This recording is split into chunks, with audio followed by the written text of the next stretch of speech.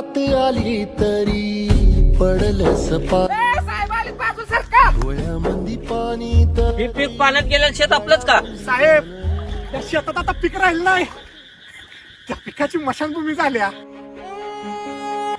साहेब तुम्ही बोला, मी फुटेज घेतो. हा घ्या घ्या. हो शेतकऱ्याचा कांद्याचा आणि टॅमॅटोचा तर 100 रुपये गेला की गल्लीपासून दिल्ली पात्र बोंबाल किती. आम्ही कसं घेऊ कसं खाऊ. आजी हे पीक पाण्यात आहे ना, त्याला शेतकरी त्याच्या पोरासारखा जपतोय. आज त्याचं पोरग पाण्यात आहे, आता बोंबला म्हणाव गल्लीपासून दिल्लीपर्यंत. अहो शेतकऱ्यापर्यंत मदत पोहोचण्यासाठी आमच्यापर्यंत चालू आहे ती. साहेब त्या सोयाबीनवर आमची दिवाळी होणार होती, आता ती आम्हाला मिळेल का हो? ए देवा, ती कलियुग संपल्यावर तर शेतकऱ्याचा दिवस येतील का रे? बळगे झुंजाया कीर्तीची ढाल दे नवी ती पंच प्राण